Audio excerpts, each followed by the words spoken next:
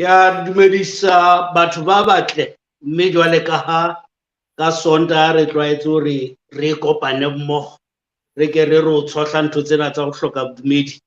Ke mona re kopane hape kajeno, fela ha ke mong kajeno, wa tseba taba ena ya bodutu le yona ha e je se ya monate. Kajeno ke na le motswalle, ke na le ntate Manko mono le nna. Ntate Manko, ke a dumedisa. Dumela bolelang ke o dumedisa le babuhi kaofela. Bo jwang bophelo morenaka?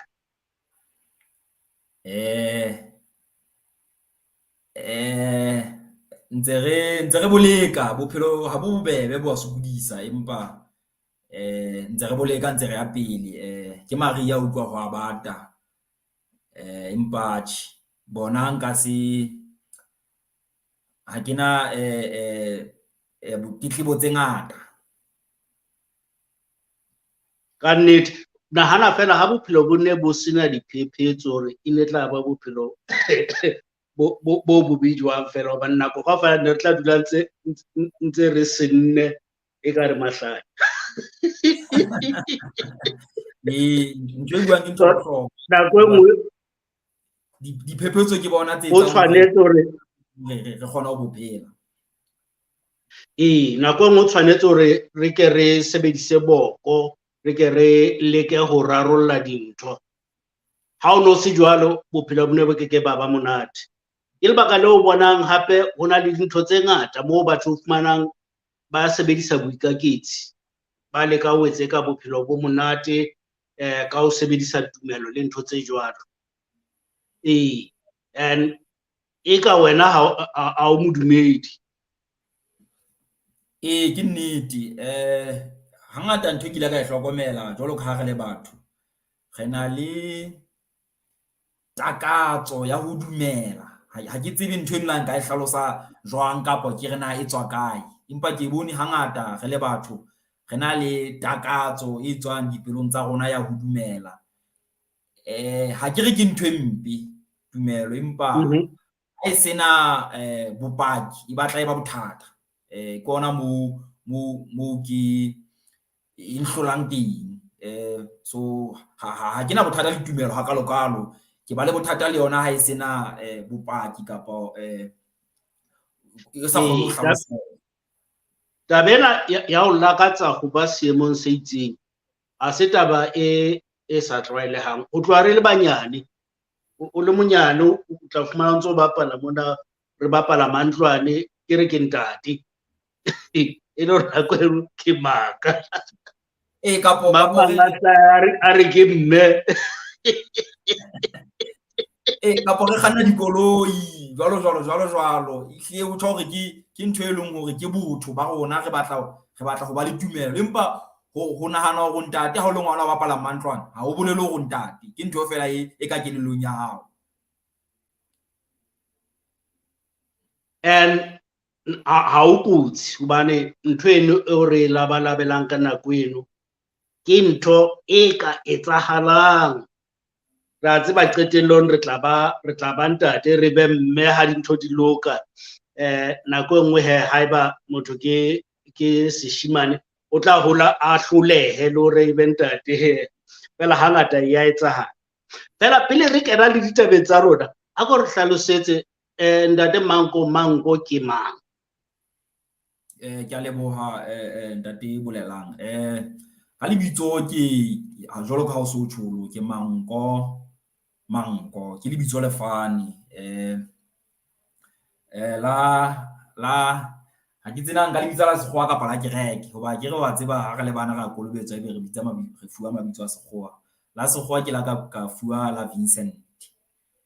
La Sesotho ke Manko, le fane ke Manko. Ke na le baholwane jwalo, dikgaitsedi, empa batswadi ba ka ba la ba re nna Manko. Ke ipotsa na ebe lebaka ke le feng hobane baholwane ba ka ntse ba le teng jwalo. Ke phela Gauteng mona tjhe, ka taba tsa bo mosebetsi. Ke jwalo ka ha o so hlalositse ke le hloka tumelo ho ntong tsa bodumedi ke tsela e nka itlhalosang ka yona ka bokgutshwanyane tjhe re ka kena ho yona ha dipotso ntse di ba teng. Ka utlwa monate wa nthusa ka lentswe le ne ke sa le tsebe le hloka tumelo. le se le kedi vocabulary ya ka lentswe leno. Le nna lebitso la kereke ke na le lona, lebitso la ka ke Samuel SB Rakeepile, ntatemoholo le yena moena wa ntate ne le Samuel, jwale ke reelletswe ka yena. Itse a ke kena ke ba dilemo tse ne le 20 mano 22, ke ha ke tsamaya ke ya Home Affairs ke lo le hlakola bitso leno. And ha ke le hlakola ho nona le mathata ba njwetsa ba re o relletswe o hopola hore ha o tlosa lebitso leno o tla tlosa mahlonolo a ntwa a bontatemoholo. So yena e ne le Samuel Sereberebe Rakeepile. Ile ka dula ka nahana ka re nka tlosa Samuel ke kopanye le Sereberebe, fela ke nahana ke re Sereberebe bolelang Rakeepile, ke re I rhyme in Twitter.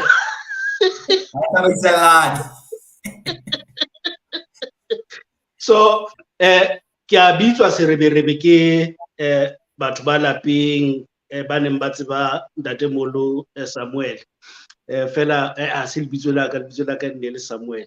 Ntho e ke thabelang gape ke hore ke bono o na le baena le dikgaitsedi o motho wa madi le nama. Batho ba bangata ba e banane hore batho bana ba senang tumelo a se batho hantle, bona ba ntse ba o hlahloba o tsimane ba ntse re motho ena a ile hantle jwang. And hangata o fumana ba tshaba le ho watamela ha o le motho ya vocal ya sa tshabeng hore a ba botse dipotso. Ne ke na le motswala ke Ntabejane lebitso la hae, Sefane ke Ntabejane. Ba bangata lapeng ba bakae ba 9, yena ke ngwana wa boraro. Ho tshwana le wena o na le abuti wa hae ke Rasephadi Ntabejane, fela yena ba mmitsa Ntabejane. So ya etsahala ntho eno. Nna ka bomadimabe ne ke ratile hore ke be le bana ba mabitso a tsamaisanang le sefane sena. Jwale ka Rakeepile wa tseba ha rena yena lelokong. Jwale ke mono se qetile coaching ya ka bana, ke na le bana ba bana o lekane. O so kwetse o so lahlile senotlolo. Ha ho lekane. Ba feta mono ke tla be ke khama jwale. Ke a utlwisisa ebile ka nako nngwe lo bo re phelang hona jwale ehlile bo batla o bale palo tsa ho hantle. Exactly. So how le Vincent o bulela hore le wena o tswaletswe tumelo, hobane le nna ke tswaletswe lelapeng la dipaki tsa Jehova tsebe. Re batho ba ne ba mo ke dulang ke tseba ntlo e nngwe le nngwe ke kene ho tsona kaofela. Hobane ke hotse ke kokota. Ke a utlwisisa. Wena o tswaletswe bodumeding kapa lelapeng le ne le se badumedi? Nna nka e hlalosa ka bokgutshwane bo tjena. Lapa le ke tswang ho lona le dikarolo di pedi, re ke tjho jwalo.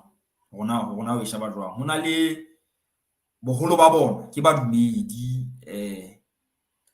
ba tlwaelehileng lapeng heso hantle mo ke tswalwang. Mme le ntate e ne le ka Sesotho e ne le maroma. A tseba dikereke tsa kgale ne le maroma. Majakane. Ke hotse ke le moroma jwale ke hodiswa heso. Empa lapeng moo ho no ntso na le ba bang ba senang tumelo eno ya boroma, e le batho ba dumelang ho badimo. So ke badumedi le bona. Ke badumedi le bona Lena taba ya bohlokwa batho ba bangata ba nahana hore ha batho ba dumela ditumelong tsa setso ha se badumedi. Ke bona, ke And badumedi. haholoholo ke fumane ke na le dikgang tse ngata le batho ba ntse ba re ke modumedi, motho yane ke mohete, ke re hela moheteni ke modumedi hobane o dumela nthong tse itseng. Ke nnete. Batho ba seng badumedi ke batho ba tshwanang le nna, ha ke dumele ho letho. Ntho e nngwe le nngwe ke batla ho e lekola ke bone hore e sebetsa jwang. E jwalo. Jwalo ka ha ne ntse ke hlalosa, itse ha ntse ke hola yaba hore akere batswadi ba ka e ne le maroma, ntse ke akere ha o le monyane ha ona ditokelo tsa rona wa ya kerekeng kapa ha o wa hola tsamaya le batswadi kerekeng, ha ona ntho eno. Itse ha ntse ke hola nako nngwe le ha o sa ye o tla fumana thuto. e hle jwalo ka nako eno. Itse ha ntse ke hola ka dula le rangwane e le mopostola. Tjhe, ena ho bua nnete o na sa e hatelle hakalo taba ya hore ke ye kerekeng le ena. So ntho eno ke nngwe e lang hore e nthusa hore ke qetelle ke se ke sa kena hakalo, mohlomong ho fapana le hana a tshwana le batswadi ba ka na re he monna bua kerekeng o rata kapa o sa rate. Ha ke tla ho bana beso kaofela ke batho ba nang le tumelo, ke badumedi. Ebile hona jwale lebile ke bone ntse ba betere hobane ke a kgola ne ke hola hona le nako ene le hore ke militant ka tumelo ka ho hloka bodumedi ba ka. Empa itse nako e ntse e tsamaya ha e sa le ntho e ka re qabanyang kapo wa bona e se le ntho hwane na lo hlaha, empa ha e sa le ntho e bohlokwa. Ke dumela hore ka nako eno ne ke ihlile ke lwantsha bodumedi bona, wa utlwa bona ne ba batla ho mpha bona, nna jwale ke hana e ne ba ka diqabanyana, empa hona jwale atjhe ka nnete ha ena le mathata. Wa bona bodumeding bo ba leng ho bona ha o tshwane le bona bo nna ke tswang ho bona.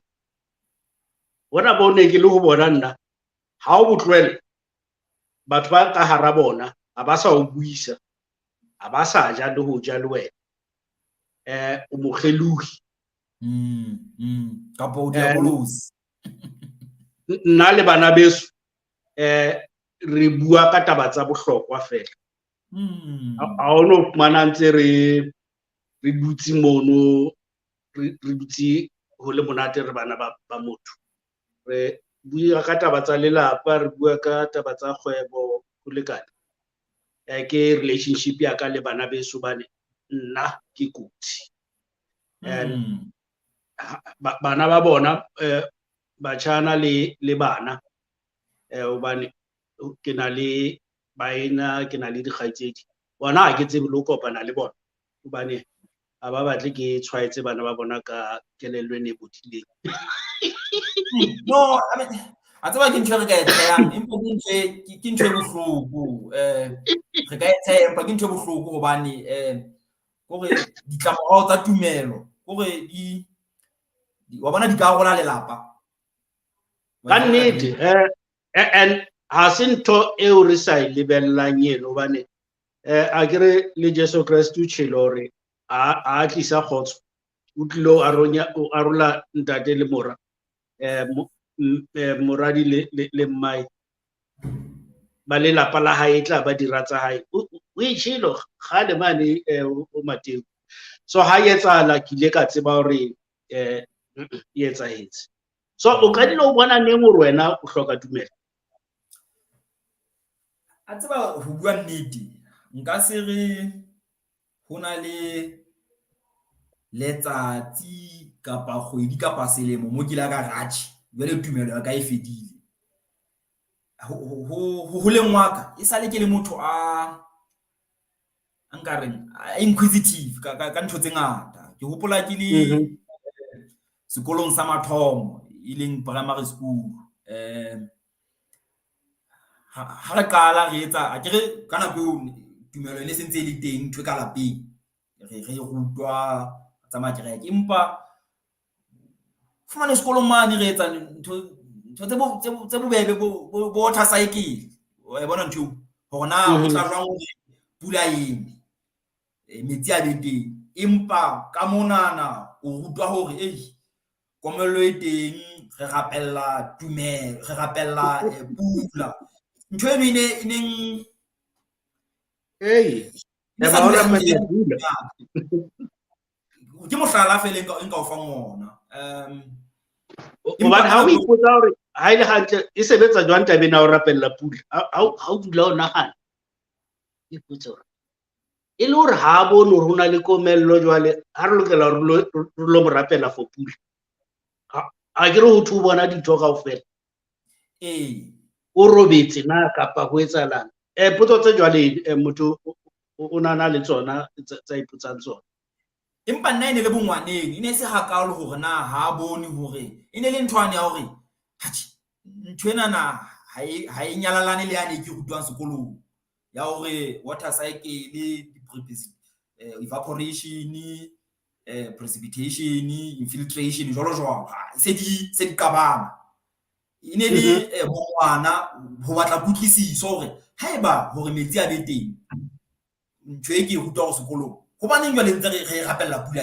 haeba re hloke hore re rapella hore e be teng ine le potsonyana tse jwalo hobane ne ke sena thuto ine le dipotso tsa botho ne ke sa tsebe ka ho hloka bodumedi mohlala ine se ntho ke e tsebang eno e tsana go ntse tsamaya potso tse ya ba ntse di bangata di qetella se di imela tumelo eno e leng hore ne ke na le yona ka nako eno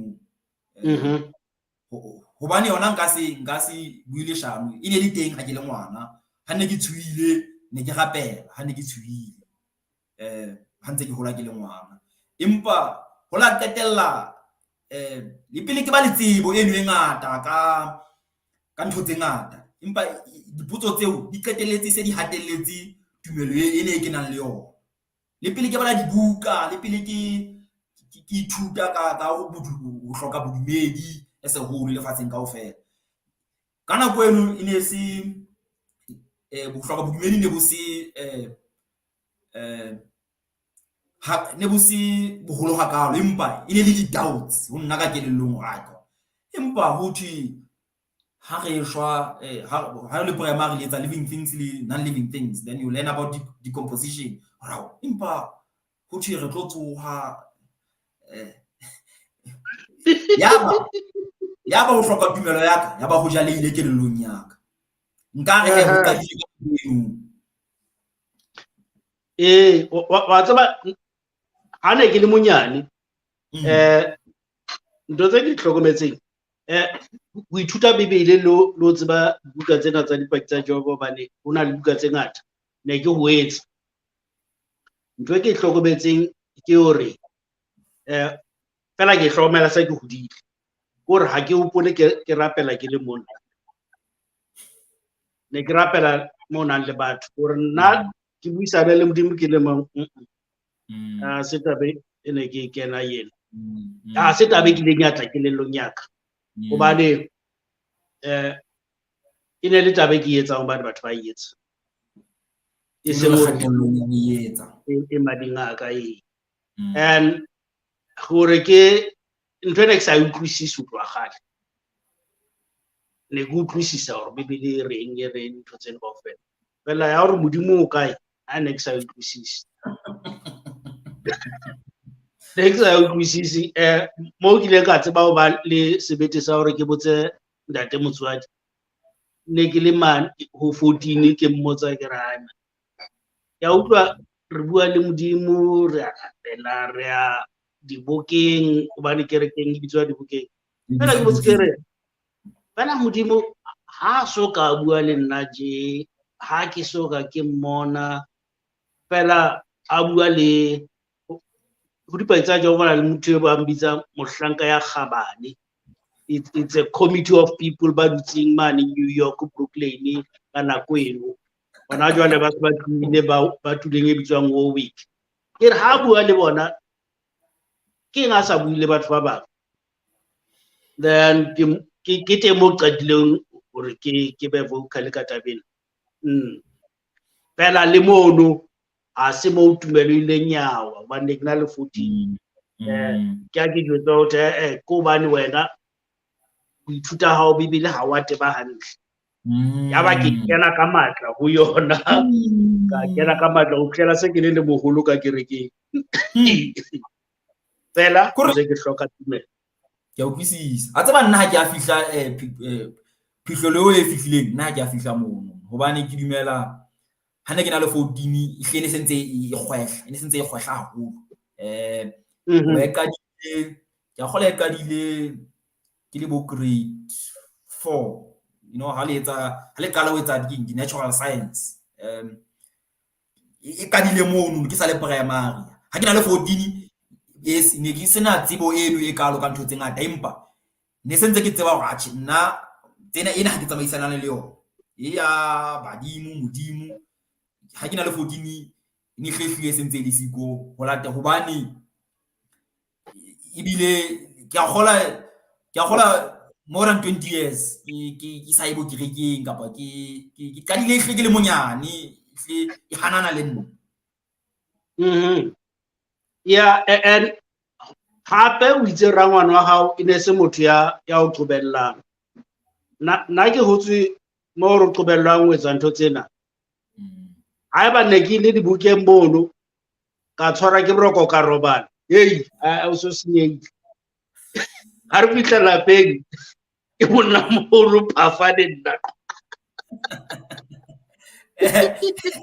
re go uletse hobane rangwane e le mopostola mo ne re dula e le a mining community dipaki tsa Jehova ne le teng e bifile motswala wa hloya ya kgomo ne le paki ya Jehova ke hopola kana go a ke re nna ne sentse ke sena tumelo rangwane le bana le yona empa ya apostol le dipaki tsa Jehova ke re ba ya tshimong ba tla o bone ha ba tla mo o ba tseba hantle tshimong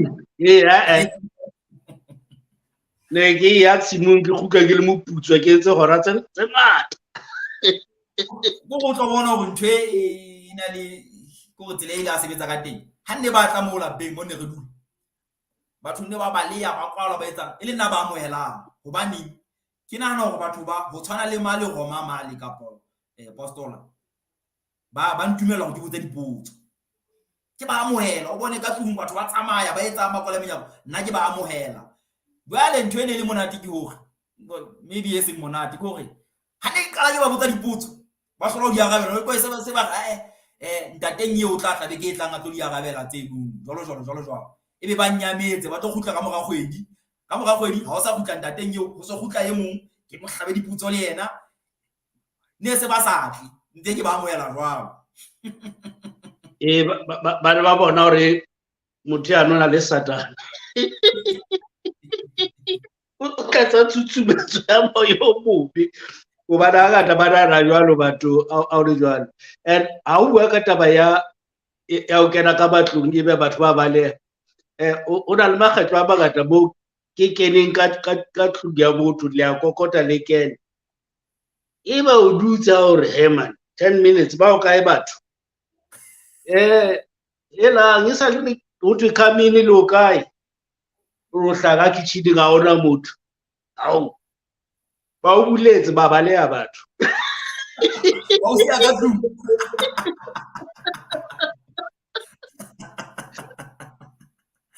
batho ba ne ke ba rata ke makgowa ha o fihla ntlong ya lekgowa ha le sa batle ho mamela le a tjho le no not interested fela batho ba batsho o tlola ba le bothateng mono ba dutsi ba bang ba tse ba arabela dipotso tse ba sa batleng ho di arabela ba bang ba lebelo ba je fatshe no ne ke ba moela nna le ona jwale ha ba ka nna ke a ba moela empa ke tseba hore e tlo ga dipotso mmale o tla go e se ba gae e no potso ha rena karabo ntateng eo tla tlo ya arabela ke a tseba ba ba romela moholo mohlomong empa le ena moholo ba ka mo romela ha mwe kapa habedi a ka se khutlile ke a utlwa So ka bo 14 o no so sa e kerekeng. Ya kgola ke qetetse ha ba hopola hantle. Ke qetetse bo 10 ya kgola. 11 ka re ne se le hole. Ka bo 10 ehlile se ntse ke sai. Ehlile e hanana le ntho ene le ka pelong ya ka ene le ka kelellong ya ka. Wa thaba he. So ha o qala go etsa jwalo ke ne mo ileng wa bona o qala ho ba le ka Sesotho re bitsa how ba a militant atheist. I think ho tloha ho 10 ne ke tseba hore ha ke na tumelo empa ne ke sena tsebo e kalo ka ho hloka bodumedi. Ka qeta high school ntse ke sena bodumedi empa ke sena tsebo. Itse ha ke le university ke etsa lemo sa mathomo yaba ke se ke kgona ho thola bo dibuka jwalo bo di YouTube ke yaba kelelo ya ka ya buleha hobane hore wa tsana ne ba re ke ahlanye ne ke la lo dula ke mamele batho be kang bo Sam Harris kore ntho eno yaba e mpha keng confidence ya hore le nna ha topic tse jalo di hlaya ke kgone ho kenya letsoho. In fact ke ba militant ke ngola di Facebook ke etsang ke kore ke lwantsha sena se lwantshang le nna hobana o tseba dumedi ha ba fihlile hle ba ka tumelo ya bona o tla bona hore ke mpe ene o tlo itshireletsa about le batla o loma ka ke dintja engwe o lube ka mone engwe ka mona o re ro thiba aske ba utlwa le hore ntse ba hlalosetsa ho hang ke a kgola chapter eo e nkang ne ke le militant e qadile ho tloha ho first year ka ba ka qeta it was maybe le motse 5 ho isa botsheleleng mo ne ke lwana empa hona le nako e ke la ka fihla ka bona hore ka nnete na ho nthusa ka eng a kere tumelo ha ke na yona ke nna motho o na le yona ha tswele pele ke tswele pele ka bophelo ba ka re tla bona ha mohladi o roang ka Sesotho a setho yaba bo militancy bo ke bone bola batho haholo ene ke hona jwale ke tsele se ke iphela hona le batho ba tsebang ka jwalo ka malapa ba kgotsi jwalo empa ha ke sa ke bone ka nako ngwe se ke kgona ho restrain hore ke ska ka I mean ke nona le batho Facebook-ung ke ngola ka bo di Easter hono ba o bya ho no o utlwisisa ha ne ke santsane ke tuka mollo ne ke qala fela ke dutse le batho fela le nna a ke sa iqala ke dutse le batho se ke le level nyane haiba o sa tle wena o ngateka ha ke na taba le wena fela itse ntse ke hola ka fihlelwa ke face ye nngwe hape moo ke bonang hore ba tseba setjhaba sa rantsho se tla fela ke tabeng hobane ke bona bongata ba batho ba dumelang ka mohlala Basotho kaofela naha yeno yohle ba ipitsa hore ke setjhaba sa ba Kreste jwale bo Kreste bo fihlile ho bona ka bo 18 something and ntho eno ke ntho etsang hore ke qale not the militant atheist fela ke qale an activist atheist and boqhekung ba ka he ke facing eno ya ho ba an activist ya ho hloka bodumedi moo ke buellang batho ba o fumanang hore a ba tsebe ho ipuella. So now wena o na le ntho e jwalo e etsahalang bophelong ba hao moo o fumanang o na le bo activism tabeng ena ya ho hloka tumelo. Ho bua nnete stage seo ha ke soka ke fihla ho sona ha jwale ha ke re se ka se fihle mohlomong ntse se tlo fihla hobane le wena ke seno selana sa khutla ke tshepa hore le ha se khutla kore ke la ka hobane kana go nngwe tseba matla kore ke la ka fellwa ke matla hobane ke la ka nka nako e telele ke lwantsha sega sena se le modumedi mo in my circles ene ka qetella ke bona hore nka re ke lahla matsoho hore a tsheka nnete haeba ho sebedisa mantswe a bodumedi haeba batho ha ba tlo pholoso athe ba tlohele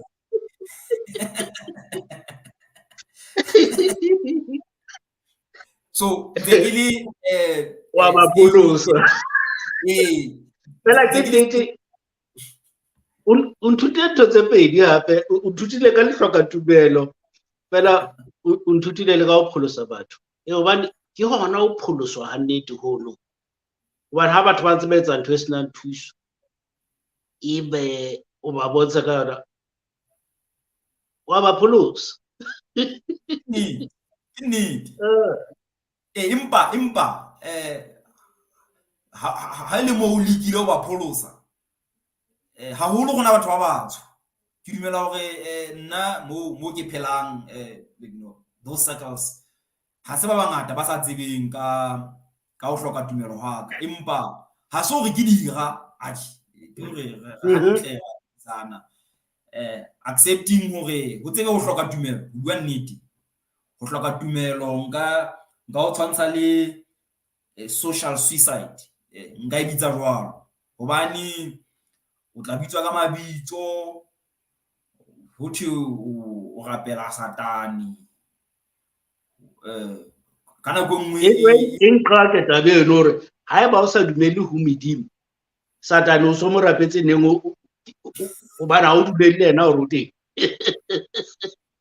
a ke re bona kelelong ya bona gore ha o sa dumele modimo o dumela o satani ha ba kgone go kelelo tsa bona e ba fe hore ho ka etsahala hore ebe ha o dumele ntho tse di dipedi jalo ka nna teng kelelo ya bona e kana o dumela ntho eno ke ntho ke hlokometse nako e telele haholo ha o sena le rona o na le team yane e nngwe ke kutlwisiso ya bona eno ke kutlwisiso ya bona so empa o fihla potsong ya hao ke a dumela hore stage seno ntse se tlo fihla hobane ka nako nngwe ha ke nyoruwe ke na le ho kena ke shebe di Facebook di WhatsApp group ke kene fela ho you know ke follow those activism groups even though nna ke active empa ntho ke bona hore ha ke etse nako e telele ke ya ke tshakele ke khutle so kona ke tshwa ke re tshepo ntse le teng hore stage seo ntse se tla fihla. No ke a utlwa a re gutla ba ditabeng ya hore o dumela o satani ke faneng ka bola tabeng ya hore badumedi ha ba utlwisise hore motho o ka etsa rona se ka dumela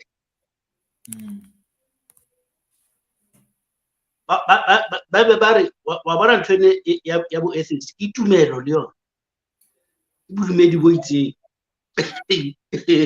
ke re hao ha ke sa dumele o mpha lebitso la hore ke le hloka tumelo ke hobaneng wena o tla khutla hape o re ntho eno hape ke bodumedi gore ke bodumedi bo entsweng ke wena ka kelellong ya hao jwale ka ha o iketseditse bodimo ka kelellong ya hao o tlwaetse ho etsa dintho tse leng siyo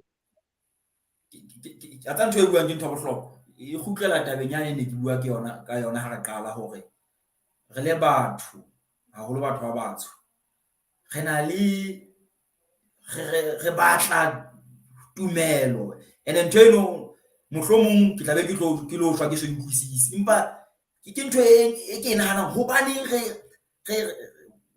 yena ha ka le for tumelo hobaneng gore haholo ho medimo hobaneng re sa dumele hore athi ke tlo ba le tjhelete kapa ke tlo sebetsa ke tlo hodisa lelapa ke hobaneng no hobane tumelo ha ba batle ho etsa ntho tse tla etsahala ka nnete ba batla ho etsa ntho tsena tse sa tshwareheng hona le ntho e nngwe ka batho mo ba ananelang dintho tseo ba reng ke tsa semoya. O tla utlwa ntse a botsa hore o spiritual ha kae, ke re o bua ka nga ile hantle, a ko ntlhalosetse hore ntho ena ya hore ke motho wa moya o bua ka eng. And ke ka hore ntho e nngwe le nngwe eo ba sa tsebeng ho e hlalosa ba rata ho ikenya departmenteng eno e bitswang semoya. Semoya ke lebitso le leng leo batho ba bileng ignorance a ile hantle, and ba ikutlwa ba lokolohile ha ba sa tsebe ntho ebe ba inehela morena. And ntho e nngwe e thusang motho hore a tsebe hore a hloke tumelo ke hobane ha tshabe ho tjho ha sa tsebe ntho. Nna ke motho ke rata dipotso le sekolong ne ke rata ho botsa dipotso, ne ke genya le dulang first row kapa second row. Ke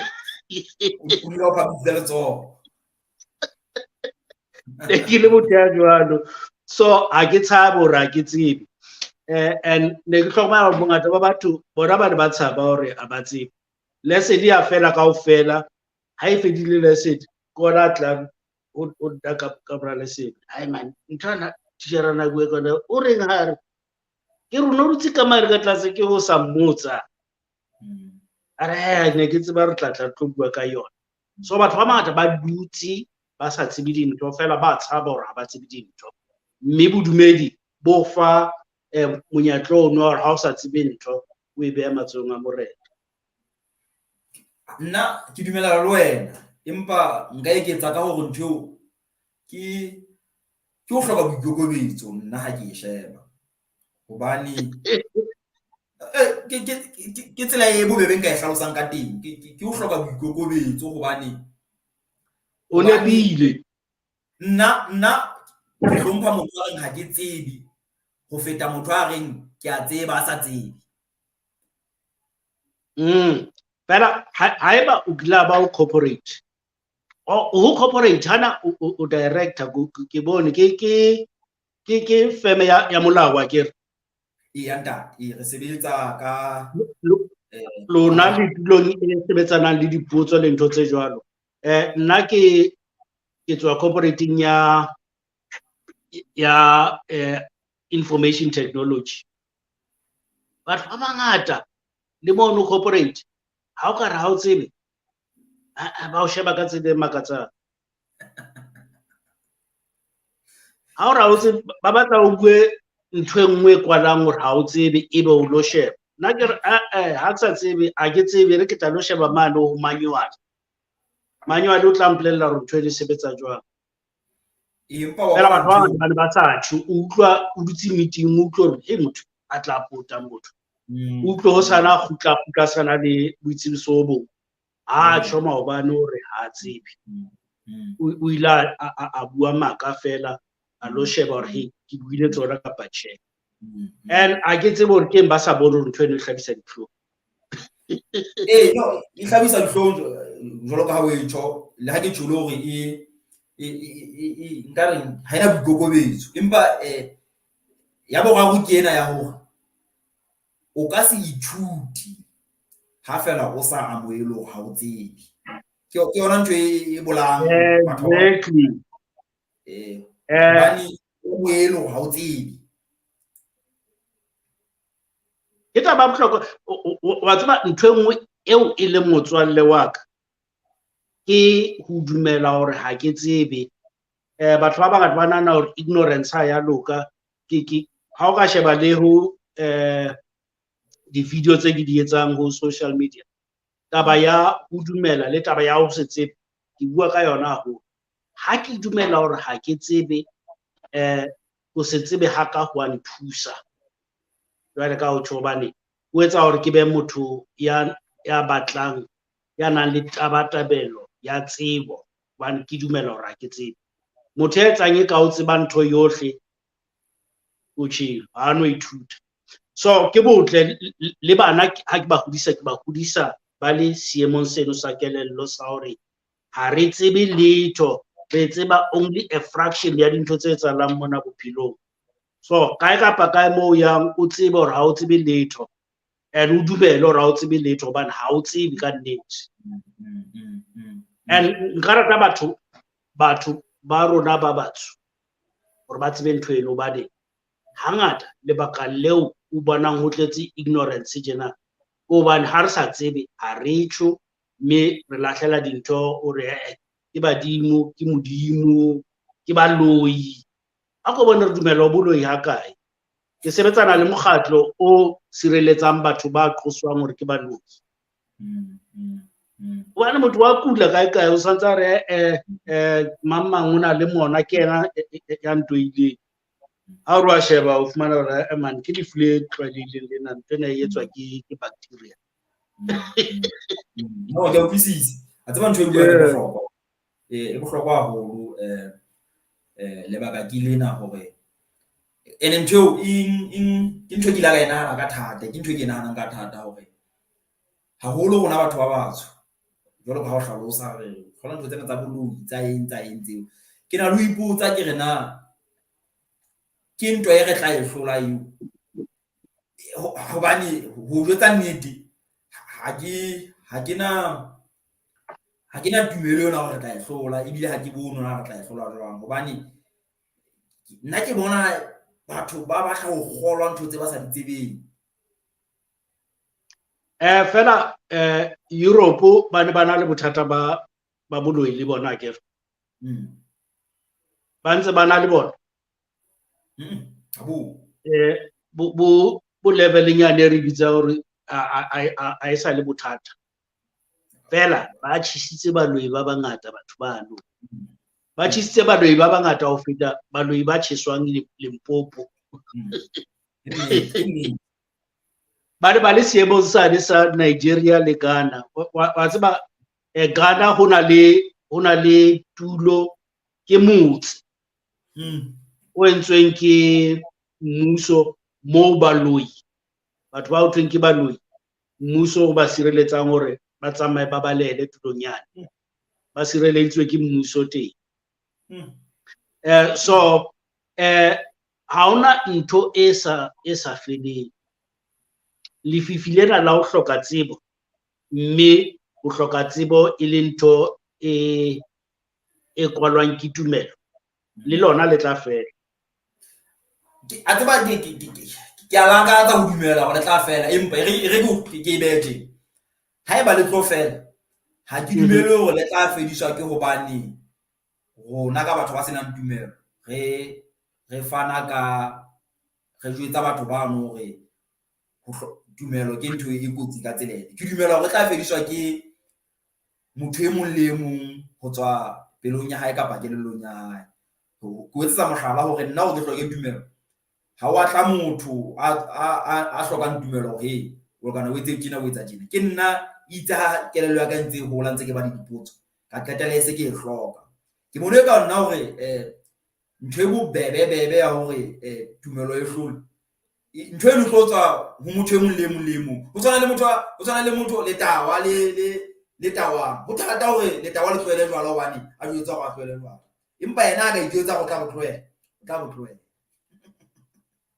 Fela wa bona mono ka tlase ke ngotse hore ke humanist, ka ngola hore ke atheist, hape ke deterministic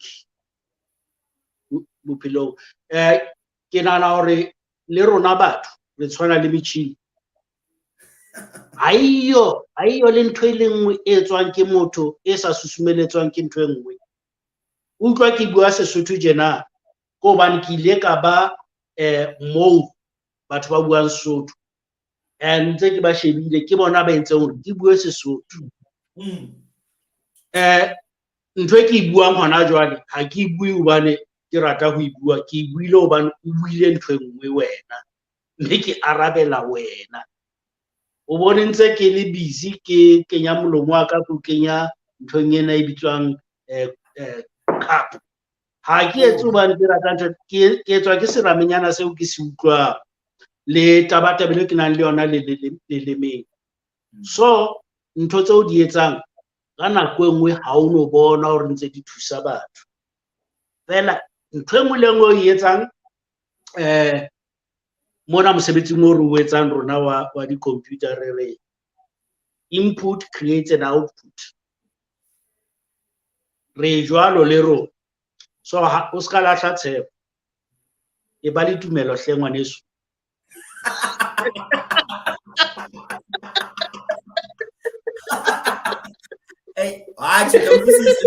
Ya fokola ho bua nnete, ya fokola batho se ba mphodile nako e telele ka nthweng ya tumelo. Ke hore tumelo ya ka e ya hlokola hore batho ba tla fetoha, re ke tjho jwang. Empa ke a utlwisisa ntho e bua. Hanyane ngwaneso ho tla loka. Hanyane. Dintho ska di ka sekgahla di etsahala hanyane. Fela hona le tabena nako ya rona ke a bona e se tla reja fela pele e fela. Ha ko ntwetse ka bonyefudi hobane wena o itse o le hloka tumelo fela hape o monyefudi.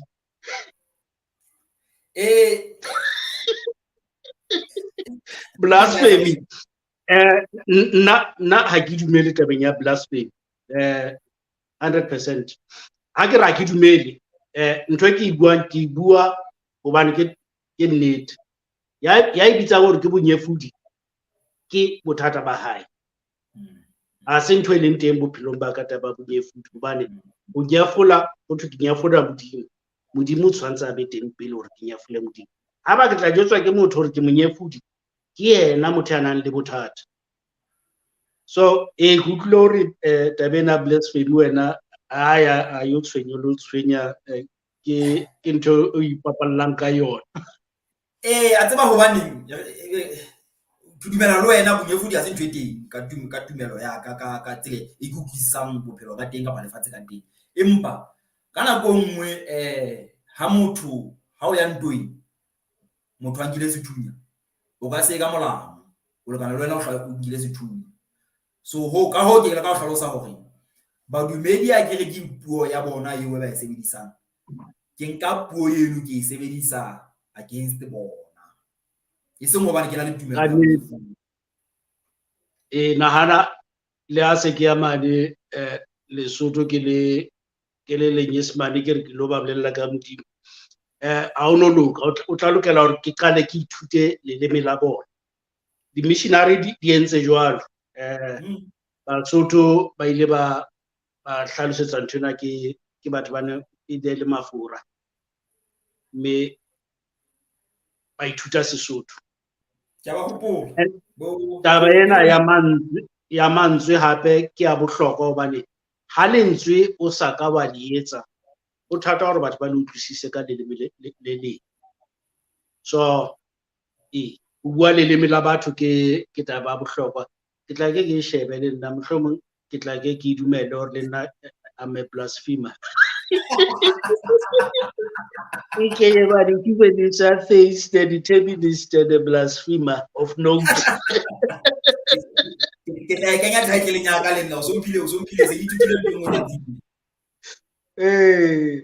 Hotle fela ke taba ya bohlokwa hore jwale ka batho ba qhelelwang ka thoko ke batho re tsebe hore re iteanye le ba bang ba tshwanang le rona hobane le ba banyane ba ntseng ba hola ba batla ho bona hore na ba teng batho ba tshwanang le bona hobane jwale ka ho tshilo hore ha ke na tumelo ke qadile ho utlwa ke le monyane fela ka fumana ke phela hara badumedi.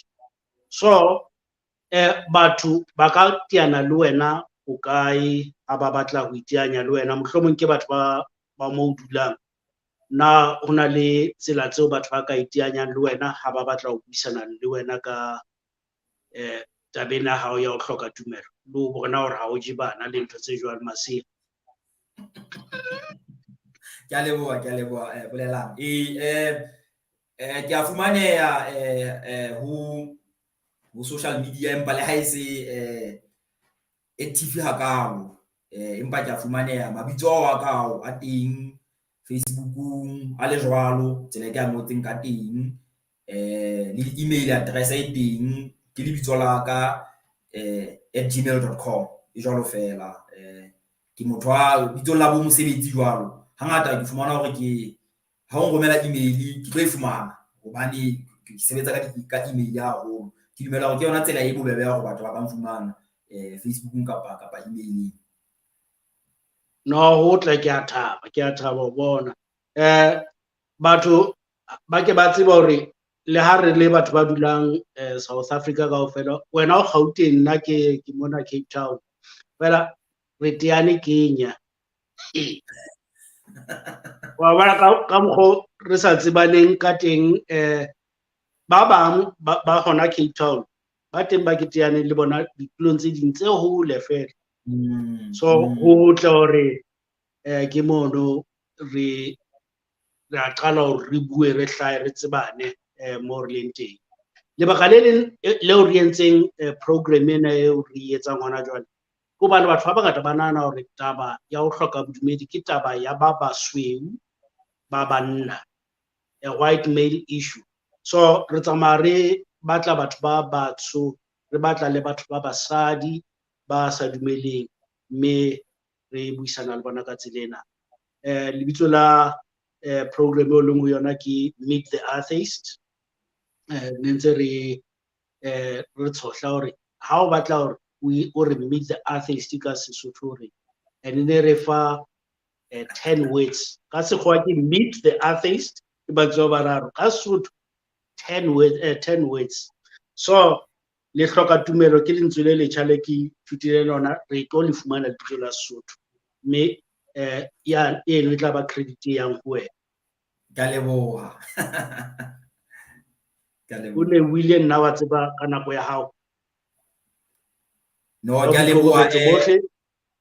leboha bolelang ho wena hore ne re qetileng tsa re qoqa. Ke a leboha le ho ba bui bohle le di-member tsa this community. Ke a leboha. Thank you. Ba maybe re le lona ke le sadiseng hantle ke re haebe mantsibuwa monate lona ba tsofetseng ba batlang hore le ke le lore o bohlotha le fumane afternoon nap, salang hantle.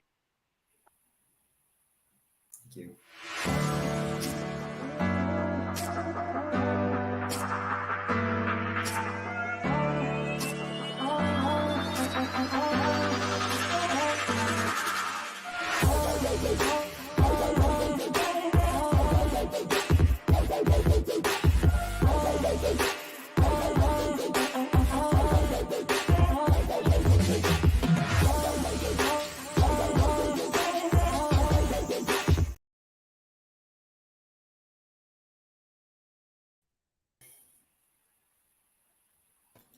Thanks, guys. Thank you very much. I have to jump now. I have to close it off. Sorry, man. I've got Rion starting in 3 minutes. Yes, we got another one is starting 3 o'clock. Thanks a lot. Thanks, bye. guys. Thank you for your time.